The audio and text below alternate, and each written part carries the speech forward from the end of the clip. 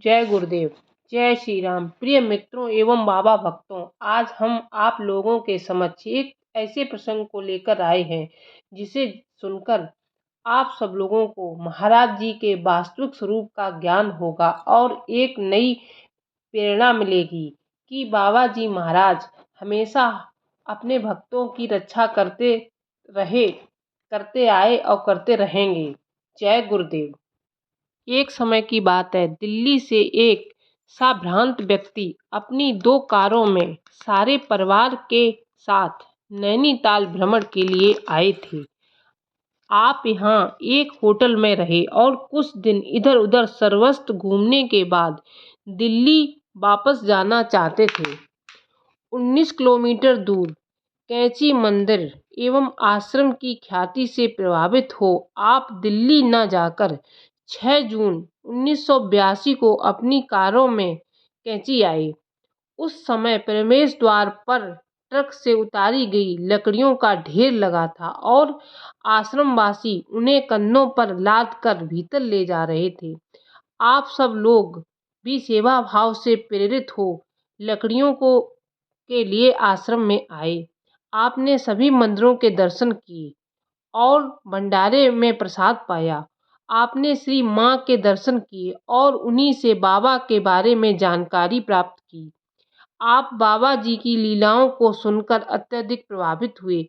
माँ ने उन्हें बाबा का छाया चित्र देते हुए कहा कि वे सदा उसे अपने पास रखें, इससे उन्हें विपत्तियों का सामना करने में सहायता मिलेगी। आप मंदिरों के पुनः दर्शन कर नैनीताल वापस चले गए। नैनीताल पहुंचने पर बच्चों की इच्छा पूर्ति के लिए आप सब लोग वहां 2 नावों में सवार हो गए। नावें आधी झील तक भी नहीं पहुंच पाई थीं। एकाएक भयंकर तूफान आ गया जिससे पर्वतों पर दूर दूर तक पेड़ टूटकर गिरने लगे।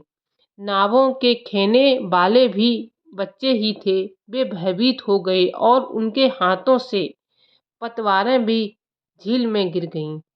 आप अत्यधिक घबरा उठे, पर उस आपातकाल में आपको एकाएक बाबा की अलौकिक शक्तियों का स्मरण हो आया।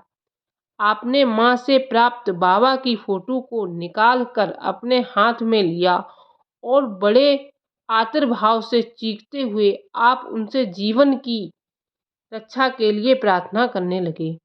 इसके अतिरिक्त और कोई उपचार भी न था।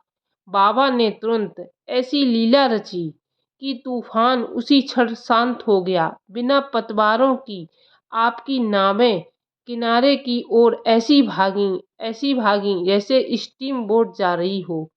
आप लोग किनारे पर उतरकर भागते हुए अपनी कारों में जा बैठे। इसके बाद फिर आंधी चल पड़ी और बड़े बड़े ओले भी गिरने लगे।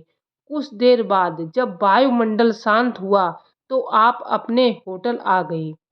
दूसरे दिन दिल्ली वापस न जाकर आप फिर कैंची आश्रम आए और वहां बाबा के विग्रह के आगे अपनी कृतज्ञता व्यक्त करने हुए आपने यह अनुभव आश्रम वासियों को सुनाया कि बाबा महाराज ने किस प्रकार हमारे और हमारे परिवार की रक्षा की। बाबा नीम करोली महाराज ऐसे ही हैं, जो भी उनकी फोटो चित्र के सामने आ जाता है बाबा महाराज उसकी सुनते हैं और हमेशा उसकी रक्षा करते हैं। बाबा नीम करोली महाराज पर सदैव विश्वास रखना चाहिए और वो ही बड़ी से बड़ी विपत्ति का हल निकालते हैं। ऐसे ही है हमारे नीम करोली महाराज। जय गुरुदेव।